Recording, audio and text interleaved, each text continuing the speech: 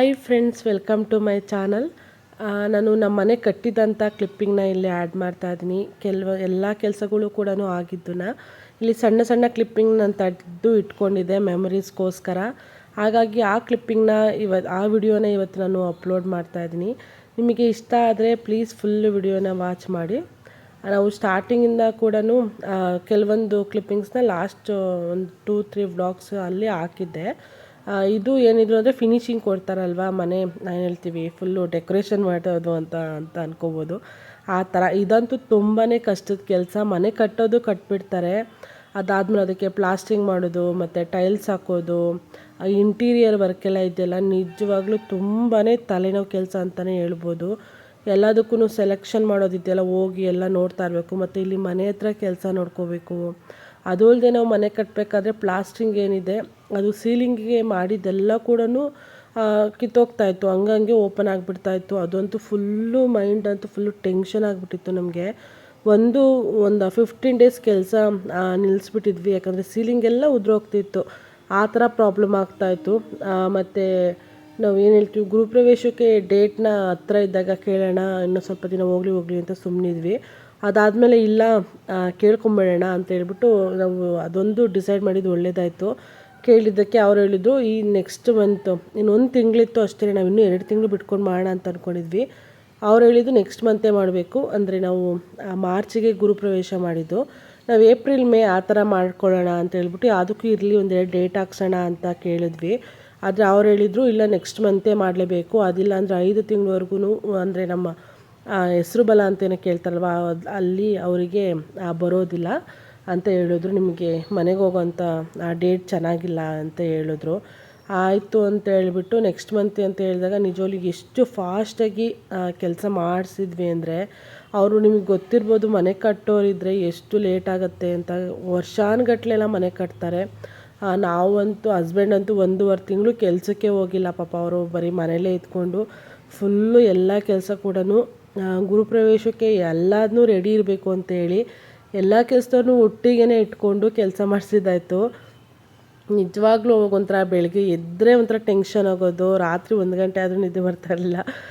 ಹತ್ರ ಬಂತು ಅಂತ ಆ ಥರ ಎಲ್ಲ ಆಗೋದು. ಮತ್ತು ಕೆಲವೊಂದು ನಾವು ಅಂದ್ಕೊಂಡಲೇ ಇರೋ ಥರ ಬಂದಿಲ್ಲ ಅಂದಾಗಲೂ ಕೂಡ ತುಂಬಾ ಬೇಜಾರಾಗೋದು. ಕೊನೆಗೂ ಎಲ್ಲನೂ ಮುಗಿಸಿದ್ವಿ. ಮನೆಗೆ ತುಂಬ ಜನ ಇರೋರು. ನಾನು ಬೆಳಗ್ಗೆ ಹೋಗಿ ಟೀ ಮಾಡ್ಕೊಂಬಂದಿರೋದು, ಸಂಜೆ ಟೀ ಮಾಡ್ಕೊಂಬರೋದು, ಮತ್ತು ಇಲ್ಲೇ ಕೂತ್ಕೊಳ್ಳೋದು, ಹೀಗೆ ಮಾಡ್ತಾಯಿದ್ದೆ.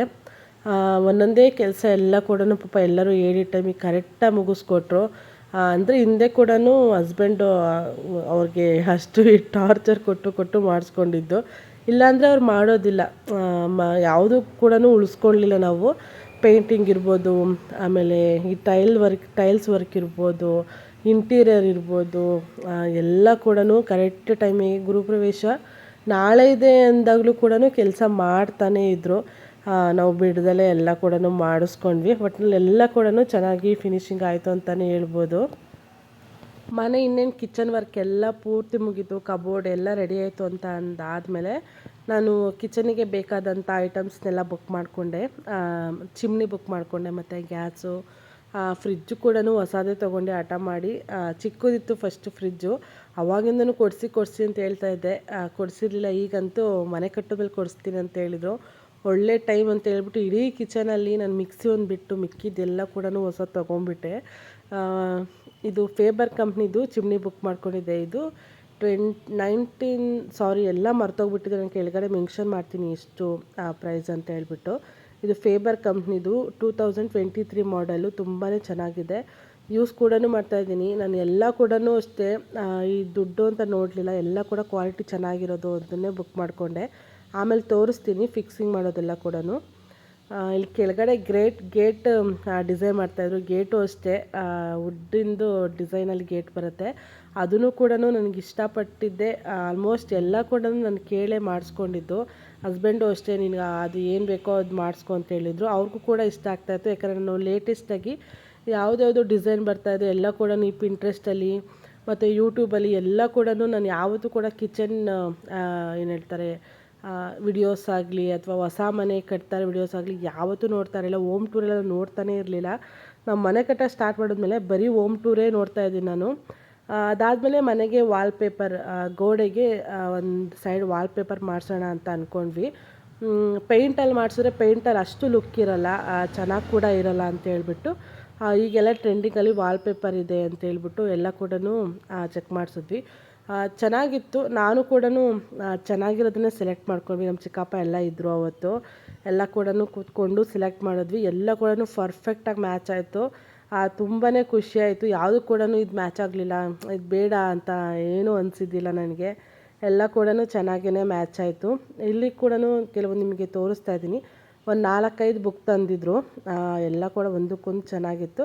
ಇರೋದ್ರಲ್ಲಿ ಬೆಸ್ಟಾಗಿಯೇ ಹುಡುಕ್ಬಿಟ್ಟು ಹಾಕಿಸ್ಕೊಂಡ್ವಿ ನಾವು.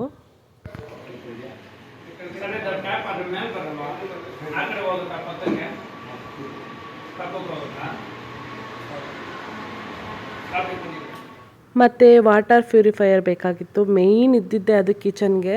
ಯಾಕಂದರೆ ನಮಗೆ ನೀರು ತೊಗೊಂಬರ್ಬೇಕಾಗಿತ್ತು ಬಾಟಲಲ್ಲಿ. ಒಂದೊಂದ್ಸಲಿ ಖಾಲಿ ಆಗಿಬಿಟ್ರೆ ಒಂದೊಂದು ದಿನ ಎಲ್ಲ ಕೇಳಬೇಕಾಯ್ತು ತೊಗೊಂಬನ್ನಿ ಅಂತ ಹಸ್ಬೆಂಡ್ನ. ಅದಕ್ಕೋಸ್ಕರ ಫಸ್ಟು ಕಿಚನಲ್ಲಿ ನಾವು ಹಾಕ್ಸಿದ್ದೇನೆ ವಾಟರ್ ಪ್ಯೂರಿಫೈಯರು. ತುಂಬಾ ಖುಷಿ ಆಯಿತು, ಅಪ್ಪ ಸದ್ಯ ಬಂತಲ್ಲ ಅಂತ. ಯಾಕಂದರೆ ನೀರಿಗೆ ಪ್ರಾಬ್ಲಮ್ ಆಗಿತ್ತು. ಬಾಡಿಗೆ ಮನೆಯಿದ್ದಾಗಲಂತೂ 3ನೇ ಫ್ಲೋರಲ್ಲಿ ಇದ್ದಿದ್ದು ನಾವು. ಅಲ್ಲಂತೂ ತುಂಬಾ ಸಫರ್ ಪಟ್ಟಿದ್ದೀವಿ ಕುಡಿಯೋ ನೀರಿಗೆ. ಮೊದಲು ಅಂದ್ಕೊಂಡಿದ್ದ ಕೆಲಸ ವಾಟರ್ ಪ್ಯೂರಿಫೈಯರ್ ತುಂಬ ಚೆನ್ನಾಗಿತ್ತು. ಎಲ್ಲ ಆಲ್ಮೋಸ್ಟ್ ನಮ್ಮ ಕಿಚನಲ್ಲಿ ಬ್ಲ್ಯಾಕ್ ಕಲರ್ ಅಲ್ಲೇ ಇದೆ. ಫ್ರಿಜ್ ಒಂದು ಬಿಟ್ಟು ಬ್ಲ್ಯಾಕ್ ಕಲರು, ನಾನು ಮಿಕ್ಕಿದೆಲ್ಲ ಕೂಡ ಬ್ಲ್ಯಾಕಲ್ಲೇ ಇದೆ ನಮ್ಮ ಮನೆಯಲ್ಲಿ ಎಲ್ಲ ಕಿಚನ್ ಐಟಮ್ಸ್ ಕೂಡ. ಮತ್ತು ಒಂದು ಕಡೆ POP ಕೂಡ ರೆಡಿ ಆಗ್ತಾಯಿತ್ತು. ಇದೆಲ್ಲ ಗುರುಪ್ರವೇಶ ಇನ್ನೇನು ನಂದು ನೆಕ್ಸ್ಟ್ ವೀಕಲ್ಲಿ ಇದೆ ಅನ್ನೋ ಟೈಮಲ್ಲೇ ರೆಡಿ ಮಾಡಿದ್ದು ಇದೆಲ್ಲ ಕೂಡ. ನಾವು ಅವಾಗಲೇ ಹೇಳಿದ್ದೆ ಅಲ್ವಾ, ಚಿಮ್ನಿ ಫಿಕ್ಸಿಂಗ್ ಅಂತ ಹೇಳ್ಬಿಟ್ಟು ಇಲ್ಲಿ ಬಂದು ಮಾಡ್ತಾಯಿದ್ದಾರೆ. ಚಿಮ್ನಿ ಕೂಡ ಅಷ್ಟೇ. ಫಸ್ಟ್ ಎಲ್ಲರೂ ಹೇಳಿದ್ರು, ಏನಕ್ಕೆ ಫಿಕ್ಸ್ ಮಾಡಿಸ್ತಾ ಇದ್ದೀರಾ, ಇನ್ನೂ ಒಂದು ವೀಕ್ ಇದೆ, ಆಮೇಲೆ ಧೂಳಾಗುತ್ತೆ, ಗಲೀಜಾಗುತ್ತೆ ಅಂತ. ನಾವು ಅದು ಯಾವುದು ನೋಡಿಲ್ಲ. ಇವಾಗ ಕಾಯ್ಕೊತ ಕೂತ್ಕೊಂಡ್ರೆ ನಮಗೆ ಕೆಲಸ ಆಗಲ್ಲ ಅಂತ ಹೇಳ್ಬಿಟ್ಟು ಎಲ್ಲ ಕೂಡ ಫಟಾಫಟ ಅಂತ ಯಾವುದಾದ್ರು ಹತ್ರ ಆಗುತ್ತೆ ಅಂದರೆ ಯಾವುದಾದ್ರು ಬೇಗ ಬೇಗ ಮುಗಿಸೋಕ್ಕಾಗುತ್ತೆ ನೋಡಿ, ಎಲ್ಲ ಕೆಲಸ ಕೂಡ ಬೇಗ ಬೇಗ ಮುಗಿಸ್ಕೊಂಡ್ವಿ. ನಮ್ಮ ಮನೆಗೆ ಬಂದವರೆಲ್ಲ ಕೂಡ ಕೇಳ್ತಾಯಿದ್ರು, ಇಷ್ಟು ಬೇಗ ನೀವು ಮನೆ ಕಟ್ಬಿಟ್ರಾ? 7 ತಿಂಗಳಿಗೆಲ್ಲ ನಾವು ಮನೆ ಒಳಗಡೆನೇ ಬಂದಿದ್ವಿ. 7 ತಿಂಗಳು ಕಂಪ್ಲೀಟ್ ಆಗಿ 1 ವೀಕ್ ಆಯಿತು. ಅದು 8ನೇ ತಿಂಗಳು ಬಿದ್ದಿದ ತಕ್ಷಣ ಮನೆಗೆ ಬಂದ್ವಿ. ಎಲ್ಲರೂ ಕೂಡ ಆಶ್ಚರ್ಯ ಪಡ್ತಾಯಿದ್ರು, ಇಷ್ಟು ಬೇಗ ಮನೆ ಯಾರು ಕಟ್ಟೋದಕ್ಕಾಗೋದೇ ಇಲ್ಲ ಅಂತೇಳಿ. ಹಂಗೂ ಕೂಡ ನೀವು ಸರಿಯಾಗಿ ಕ್ಯೂರಿಂಗ್ ಮಾಡಿಲ್ಲ, ಸರಿಯಾಗಿ ಪಾಯ ಬಿಟ್ಟಿಲ್ಲ ಅಂತೆಲ್ಲ ಹೇಳ್ತಾಯಿದ್ರು. ಆ ಥರ ಏನೂ ಇಲ್ಲ, ನಿಜವೂ ತುಂಬ ಚೆನ್ನಾಗಿ ಕ್ಯೂರಿಂಗ್ ಮಾಡಿದ್ದೀವಿ. ಎಷ್ಟೋ ಸರಿ ಮನೆ ಕಟ್ಕೊಡ್ತಾರಲ್ವ ಅಂಕಲ್ ಅವ್ರ ಹತ್ರ ಬಯಸ್ಕೊಂಡಿದ್ದೀವಿ ಕೂಡ, ಎಷ್ಟು ಕ್ಯೂರಿಂಗ್ ಮಾಡ್ತೀರಾ ಅಂತ ಹೇಳ್ಬಿಟ್ಟು. ಮನೇಲೆಲ್ಲ ಫುಲ್ಲು ನೀರು ಇಳಿಸೋ ಥರ ಸಖತ್ತು ಕ್ಯೂರಿಂಗ್ ಕೂಡ ಮಾಡಿದ್ದೀವಿ. ಆ ದೇವ್ರ ದಯೆ ಅಂತಲೇ ಹೇಳ್ಬೋದು ನಾವು ಇಷ್ಟು ಬೇಗ ಮನೆಗೆ ಬಂದಿದ್ದು.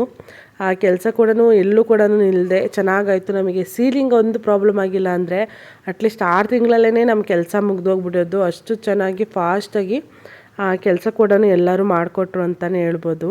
ನನಗಂತೂ ತುಂಬಾ ಖುಷಿ ಆಗ್ತಾಯಿತ್ತು. ಕಿಚನಲ್ಲಿ ಒಂದೊಂದು ಐಟಮ್ ಬಂದಾಗಲೂ ಕೂಡ ನಾನು ತುಂಬ ವರ್ಷದಿಂದ ಅಂದ್ಕೊಂಡಿದ್ದೆ ಇದೆಲ್ಲ ಹಾಕಿಸ್ಕೋಬೇಕು ಅಂತ. ಆದರೆ ನಮ್ಮ ಹಳೆ ಮನೇಲಿದ್ದಾಗ ನಮ್ಮ ಕಿಚನ್ ತುಂಬಾ ಚಿಕ್ಕದಿತ್ತು. ಈ ಮನೇಲಿ ನಮ್ಮದು ಹಳೆ ಮನೇಲಿ ಇರೋ ಕಿಚನ್ ಎಲ್ಲರಷ್ಟು ದೊಡ್ಡದಾಗಿದೆ, ದೊಡ್ಡದು ಕಿಚನ್ ಮಾಡಿಸ್ಕೊಂಡಿದ್ದೀನಿ. ಆದರೆ ಇವಾಗ ಕ್ಲೀನಿಂಗ್ ಅಂತೂ ತುಂಬಾ ತಲೆ ಕೆಟ್ಟೋಗ್ಬಿಡುತ್ತೆ. ಮಾಡಿಸ್ಕೊಂಬಿಟ್ಟು ಏನು ಇಷ್ಟೊಂದು ಕ್ಲೀನಿಂಗ್ ಮಾಡ್ಕೊಂಡೇ ಕೂತ್ಕೋಬೇಕಲ್ಲ, ಎಲ್ಲ ಐಟಮ್ಸ್ನೂ ಕ್ಲೀನ್ ಮಾಡಬೇಕಲ್ಲ ಅಂತ ಅನ್ನಿಸ್ತಾ ಇರುತ್ತೆ ಈಗ. ನಿಮಗೆ ಮುಂದೆ ಬರೋಂಥ ಬ್ಲಾಗಲ್ಲಿ ಫುಲ್ಲು ಕಿಚನ್ ಎಲ್ಲ ಕೂಡ ನೋಡ್ಬೋದು, ಫುಲ್ಲು ಮನೆಯೆಲ್ಲ ಕೂಡ. ನೆಕ್ಸ್ಟ್ ಗುರುಪ್ರವೇಶ ಬ್ಲಾಗಲ್ಲೇ ನಿಮಗೆ ಫುಲ್ಲು ಕಿಚನ್ ಎಲ್ಲ ತೋರಿಸ್ತೀನಿ. ಇಲ್ಲಿ ಸ್ವಲ್ಪ ಅವ್ರು ಹೇಳ್ತಾಯಿದ್ರು ಇದನ್ನೆಲ್ಲ ಹೇಗೆ ಯೂಸ್ ಮಾಡಬೇಕು. ಮತ್ತು ನಾವು ಅದರಲ್ಲಿ 3 ಆಪ್ಷನ್ಸ್ ಇದೆ, 1 2 3 3 ಇದೆ ಅಲ್ವಾ. ಅದು ಯಾವುದಕ್ಕೆ ಚಪಾತಿ ಬೇಯಿಸೋದಕ್ಕೆ ಒಂದಿರುತ್ತೆ, ಮತ್ತು ಒಗ್ಗರಣೆಗೆ ಒಂದು ಆಪ್ಷನ್ ಇರುತ್ತೆ. ಅದನ್ನು ನೀವು ಮಾಡ್ಕೋಬೇಕು ಅಂತ ಎಲ್ಲ ನನಗೆ ಹೇಳ್ಕೊಡ್ತಾಯಿದ್ರು ಅವರು.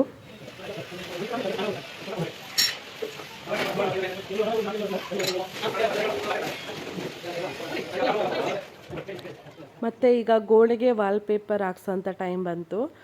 ಇದಂತೂ ತುಂಬಾ ಚೆನ್ನಾಗಿತ್ತು. ಅವಾಗ ಬೆಳಿಗ್ಗೆ ಎದ್ದರೆ ಇವತ್ತೊಂದು ಮನೆಗೆ ಹೊಸ ಡಿಸೈನ್ ಮಾಡಿಸ್ತೀವಿ ಅಂತ ಖುಷಿ ಆಗ್ತಾಯಿತ್ತು. ದಿನ ಒಂದೊಂಥರ ಕೆಲಸ ಆಗ್ತಾಯಿತ್ತು. ಮನೆ ಕಟ್ಟೋದಕ್ಕಿಂತ ಫುಲ್ಲು ಫೈನಲ್ ವರ್ಕ್ ಬರುತ್ತೆ ನೋಡಿ, ಮನೆಗೆ ನಾವು ಪೇಂಟ್ ಮಾಡಿಸೋದು ಆ ಥರ ಟೈಮ್ ಬಂದಾಗ ತುಂಬಾ ಖುಷಿ ಆಗ್ತಾ ಇರುತ್ತೆ. ದಿನ ಒಂದೊಂಥರ ರೆಡಿ ಮಾಡ್ತಾ ಇರ್ತಾರಲ್ಲ, ನೋಡೋದಕ್ಕೆ ಚೆನ್ನಾಗಿರುತ್ತೆ. ಇವತ್ತು ವಾಲ್ಪೇಪರ್ ಹಾಕೋದಕ್ಕೆ ಗೋಡೆಗೆ ಬಂದಿದ್ದರು. ಒಂದು ಗೋಡೆ ಬಂದು 5,000 ರೂಪಾಯಿ ಆಯಿತು ನಮಗೆ. ನಾವು ಸೆಲೆಕ್ಟ್ ಮಾಡಿದ್ದಂಥ ಐಟಮ್ಮು ಒಂದು ರೋಲ್ ಬಂದು 2,500 ಇತ್ತು. ಅದು 2 ಶೀಟ್ ಆಯಿತು. ಒಂದು ಗೋಡೆಗೆ. ಒಟ್ಟು ನಮಗೆ 16,500 ರೂಪಾಯಿಗೆ ನಮ್ಮದು 3 ವಾಲ್ ರೆಡಿ ಆಯಿತು. ಸಾರಿ 4 ವಾಲ್ಗೆ ಹಾಕ್ಸಿದ್ವಿ ನಾವು. ಔಟ್ಸೈಡ್ ಕೂಡ ಹಾಕಿಸ್ಕೊಂಡೆ. ಅದು ಕೂಡ ಅದಂತೂ ಪರ್ಫೆಕ್ಟಾಗಿತ್ತು. ಎಲ್ಲರೂ ಕೂಡ ನೀವೇನು ಟೈಲ್ಸ್ ಹಾಕ್ಸಿದ್ದೀರಾ ಅಂತ ಕೇಳ್ತಾಯಿದ್ರು. ಆದರೆ ಅದು ವಾಲ್ಪೇಪರ್ ಹತ್ರದಲ್ಲಿ ಮುಟ್ಟಿದ್ರೆ ಗೊತ್ತಾಗ್ತಾಯಿತ್ತು, ಅಷ್ಟು ಪರ್ಫೆಕ್ಟಾಗಿ ಚೆನ್ನಾಗಿ ಬಂದಿತ್ತು ಎಲ್ಲ ಕೂಡ. ಇವರು ಅಷ್ಟೇ ತುಂಬ ಚೆನ್ನಾಗಿ ಹಾಕ್ಕೊಟ್ಟಿದ್ದಾರೆ. ಪೇಂಟ್ಗಿಂತನೂ ಕೂಡ ವಾಲ್ಪೇಪರ್ ತುಂಬಾ ಚೆನ್ನಾಗಿ ಕಾಣಿಸ್ತಾಯಿತ್ತು.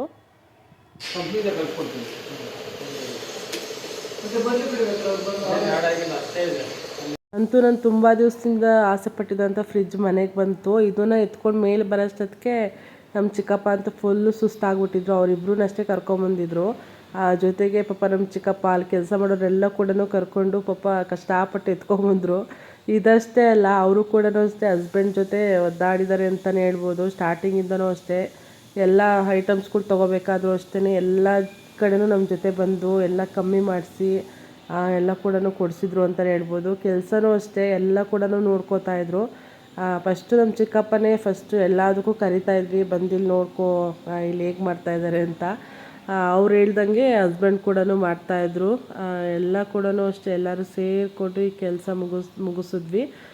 ಫ್ರಿಜ್ ಕೂಡ ಆಸೆ ಪಟ್ಟಂಗೆ ನಾನು IR ಕಂಪ್ನಿ ತೊಗೊಂಡಿದ್ದು, ಡಬಲ್ ಡೋರ್ ಫ್ರಿಜ್ಜು. ಜೊತೆಗೆ ಗ್ಯಾಸ್ ಕೂಡ ಅವ್ರ ಹತ್ರನೇ ತರಿಸ್ಕೊಂಡಿದ್ವಿ.